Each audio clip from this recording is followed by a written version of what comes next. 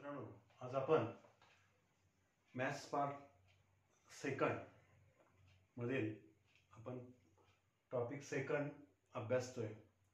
यामध्ये parallel lines हा भाग या ठिकाणी आज आपण चालू करतोय. पॅरलल लाईन्स म्हणजे समांतर रेषा.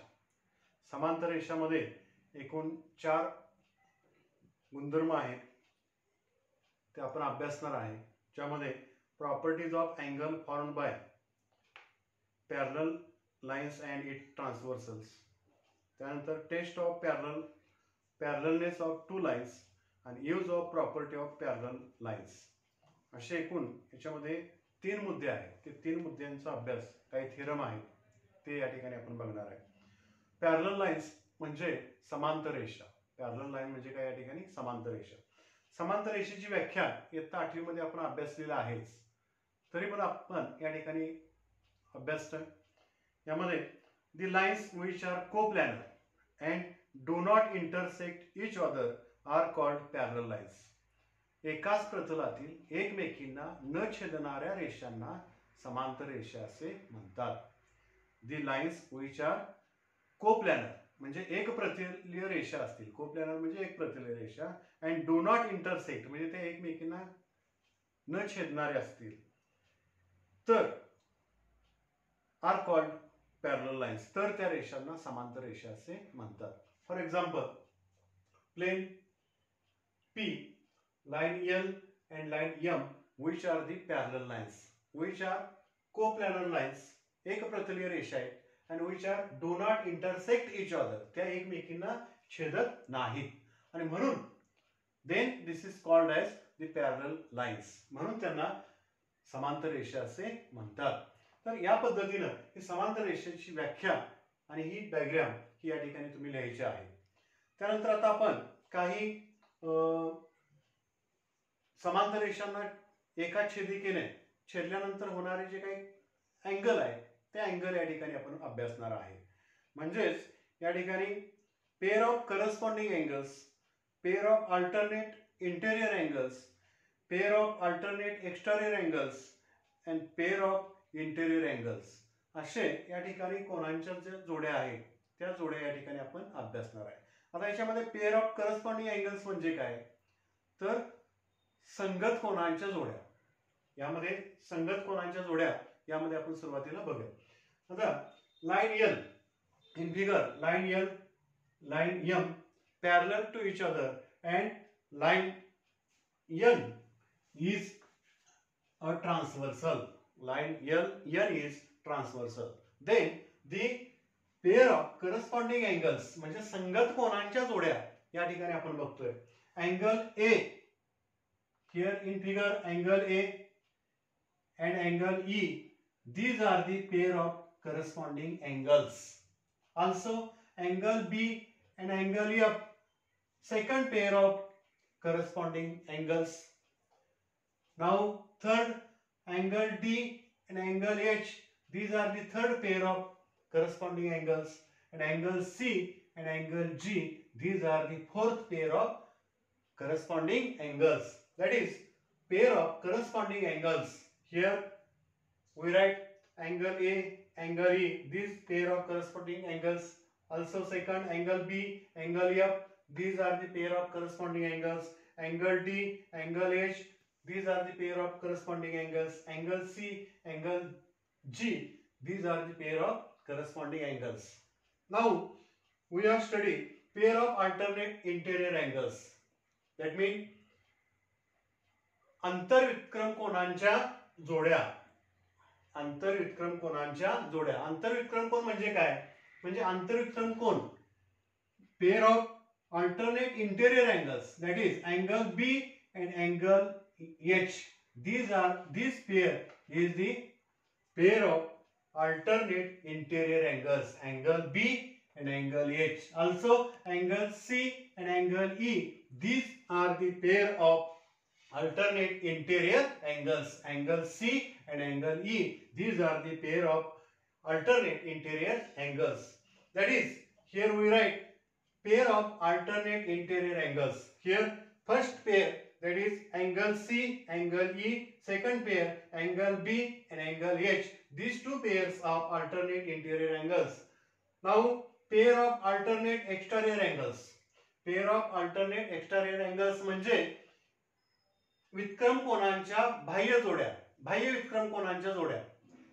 Here angle D and angle F, first pair, angle D and angle F, the first pair of alternate exterior angles. Now second pair, angle A and angle G, these are the second pair of alternate exterior angles. These are the two pairs.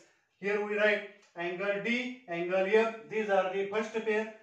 Second pair, angle A and angle G, these are the second pair of alternate exterior angles. Now pair of interior angles म्हणजे अंतर कोनांच्या जोड्या, अंतर कोनांच्या जोड्या. Here we write angle C and angle H, these are the first pair of interior angles. Second pair, angle B and angle E, these are the second pair of interior angles. That is, these are the pair of the when two lines parallel to each other and line N is transversal. Therefore, we get these pairs of angles. We here write some important properties. Here we know that when two lines intersect, the pair of opposite angles formed are congruent. That means जेव्हा दोन रेषा किंवा दोन रेषा एकमेकींना छेदल्यावर होणारे विरुद्ध कोन समान मापाचे असतात. हाही गुणधर्म आपल्याला माहिती आहे. म्हणजे when two lines intersect, जेव्हा दोन रेषा एकमेकींना छेदतात, the pair of opposite angles formed are congruent. तेव्हा विरुद्ध कोनांची जोडी कशी असते? एकरूप असते.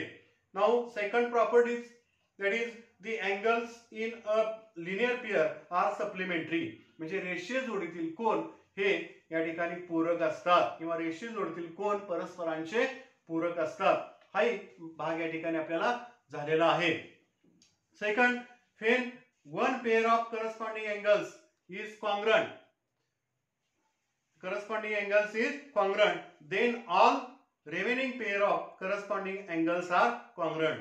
जेव्हा संगत कोनांची एक जोडी एकरूप असते तेव्हा उरलेल्या सर्व जोड्या संगत कोनांच्या एकरूप असतात. म्हणजे संगत कोनांच्या उरलेल्या सर्व जोड्या हे एकरूप असतात. Fourth, when one pair of alternate angles is congruent, जेव्हा विक्रम कोनांची एक जोडी एकरूप असते, then all remaining pair of alternate angles are congruent. तर उरलेल्या सर्व विक्रम कोनांच्या जोड्या ह्या एकरूप असतात. Fifth property, when one pair of interior angles on one side of transversely supplementary, म्हणजे जेव्हा आंतरकोनांची एक जोडी छेदिकेच्या एका बाजूला तयार झालेली आंतरकोनांची एक जोडी जर पूरक असेल, then the other pair of interior angles is also supplementary. तर त्या छेदिकेच्या दुसऱ्या बाजूची आंतरकोनांची जोडी देखील ही पूरक असते. तर अशा पद्धतीने या ठिकाणी हे 5 ज्या प्रॉपर्टीज आहेत, या प्रॉपर्टीज पान नंबर 13 आणि 14 वरती आहेत, त्या लिहून काढायच्या आहेत. तर अशा पद्धतीने या ठिकाणी आपण हा प्रॉपर्टीचा भाग या ठिकाणी बघितलेला आहे. Now interior angle theorem. आता थेरम न घेता या ठिकाणी आपण हा प्रॉपर्टीज मुद्दा या ठिकाणी आपण फक्त बघणार आहोत. म्हणजे इंटेरियर अँगल थेरम हा न घेता आपण तो प्रॉपर्टीज म्हणून या ठिकाणी फक्त आपण अभ्यासणार आहे. पान नंबर 15 वरती थेरम दिलेला आहे. If two parallel lines are intersected by transversal, the interior angles on either side of the transversal are supplementary. हा जो थेरम आहे, हा थेरम फक्त या ठिकाणी जेव्हा दोन रेषांना एका छेदिकेने छेदल्यानंतर जर आंतरकोनांची एका छेदिकेच्या एका बाजूला तयार झालेल्या आंतरकोनांची जोडी ही पूरक असते, हे या ठिकाणी आपल्याला साध्य करायचं आहे.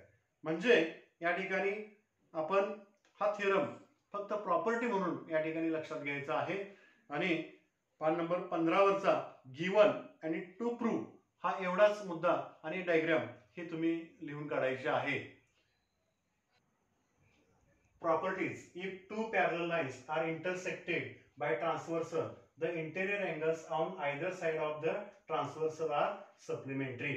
जर दोन समांतर रेषांना एका छेदिकेने छेदल्यानंतर या ठिकाणी छेदिकेच्या एका बाजूला तयार होणारे आंतरकोनांची जोडी ही पूरक असते, हे या ठिकाणी आपल्याला साध्य करायचं आहे. म्हणजे साध्य करण्यापेक्षा आपण प्रॉपर्टी गुणधर्म म्हणून या ठिकाणी आपण बघणार आहे. फक्त प्रॉपर्टी काय याच्यामध्ये घेणार नाही. तर यामध्ये line M parallel line M and N is transversal. That is given मध्ये पक्ष या ठिकाणी given म्हणजे या ठिकाणी पक्ष काय दिलेला आहे, दोन समांतर रेषा दिलेल्या आहेत. रेषा L म्हणजे line L parallel line M and line N is transversal. N ही त्याची छेदिका आहे. तर या ठिकाणी आपल्याला interior angles on either side of the transversal are supplementary. म्हणजे छेदिकेच्या एका बाजूला तयार होणारे अंतरकोन हे पूरक असतात, हे या ठिकाणी आपल्याला दाखवायचे. म्हणजे angle A plus angle B is equal to 180 degree. म्हणजे ह्या दोन कोनांच्या मापांची बेरीज 180 अंश असते, हे या ठिकाणी आपण लक्षात घ्यायचं आहे. Also angle D angle C angle D plus angle C is equal to 180 degree. अशा पद्धतीने छेदिकेच्या एकाच बाजूला होणाऱ्या दोन कोनांच्या आंतरकोनांच्या मापांची बेरीज 180 अंश असते, हे यावरून आपल्याला लक्षात येते. Now we study theorem, that is the corresponding angles and alternate angles theorem. म्हणजे संगत कोनाचा प्रमेय आणि व्युत्क्रम कोनाचा प्रमेय या ठिकाणी आपण बघणार आहे.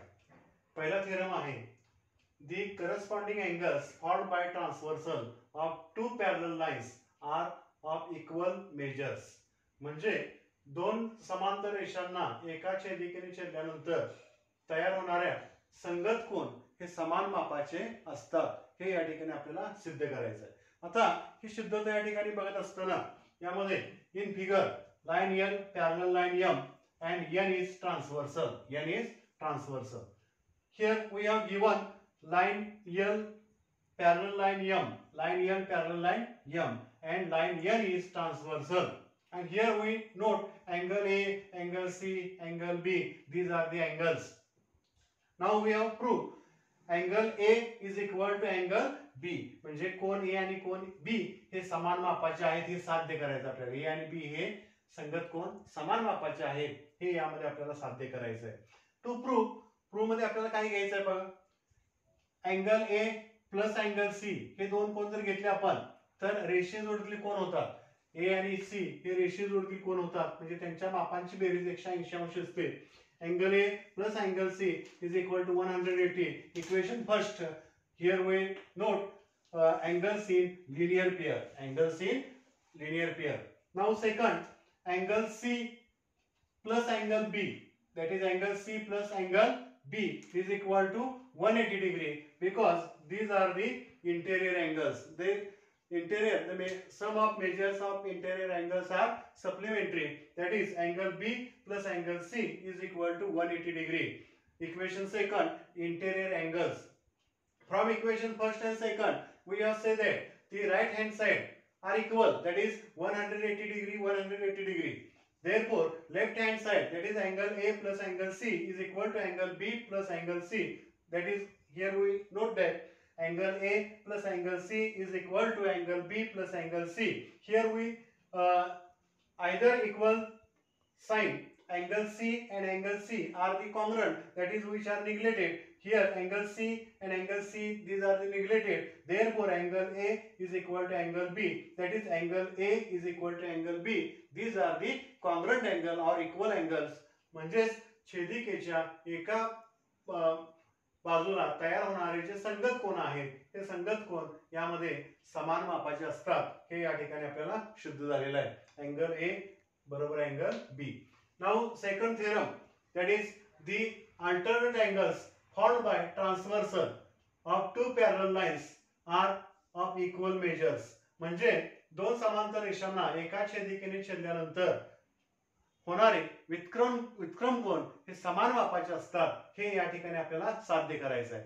Here we draw the figure line L parallel line M and N is transversal. and we note here angle D, angle C and also angle B. म्हणजे इथं आपण कोण दाखवले D, C आणि B हे या ठिकाणी अँगल दाखवलेले आहेत. नाउ वी हॅव गिवन म्हणजे पक्ष या ठिकाणी आपण काय मांडायचं आहे की जे सुरुवातीचं जे विधानाचा जो सुरुवातीचा भाग असतो तो पक्ष असतो, गिवन असतो. That is line L parallel line M, line L parallel line M and N is transversal. N ही त्याची काय आहे, छेदिका आहे. हे या ठिकाणी आपण इथं मांडलेलं आहे. आणि टू प्रूव्ह काय साध्य करायचं आहे की equal that is alternate angles are of equal measure. हे विक्रम कोण हे समान मापाचे असतात हे दाखवायचं. That is angle D congruent angle B, angle D and congruent angle B हे यामध्ये आपल्याला इथं दाखवायचं आहे. Here angle B is here, D and B are equal हे आपल्याला या ठिकाणी इथं दाखवायचं आहे. टू प्रूव्ह मध्ये angle D is equal to angle B हे आपल्याला इथं सिद्ध करायचं आहे. इथं आपण B इथं घेतलेला अँगल चुकून इथं घेतलेला होता, तर इथं B घ्यायचा, वरती C घेतला, हा D इथं आहे. आता प्रूफ मध्ये या ठिकाणी angle D plus angle C, angle D हा आणि हा जर घेतला तर अँगल्स इन लिनियर पेअर होतात. Angle D plus angle C, these are the angles in linear pair. The measure of these two angles are 180 degree. That is, we note here equation first, angles in linear pair. Now angle C plus angle B, angle C plus angle B, these are the interior angles. The interior angles are of supplementary म्हणजे आंतरकोन हे पूरक असतात, एकमेकांचे पूरक असतात किंवा आंतरकोना मापांची बेरीज ही पूरक असते किंवा 180 अंश असते असं आपण म्हणतोय. ही angle C plus angle B is equal to 180 degree. Equation second, interior angles are the sum of the interior angles. Now equation first and second, these are the right hand side are equal, that is 180 degree 180 degree. Therefore the left hand sides are also equal, that is angle D plus angle C is equal to angle C plus angle B. Here either equal sides angle C and angle C are congruent, that is therefore which are neglected. Therefore angle D is equal to angle B, angle D is equal to angle B, angle D is equal to angle B. These are the alternate angles which are the equal, that is same measures. म्हणजे अशा पद्धतीनं हे या ठिकाणी theorem जो आहे तो पान नंबर 16 वरचा जो आहे थेरम, हे थेरम तुम्ही लिहून काढायचे आहे.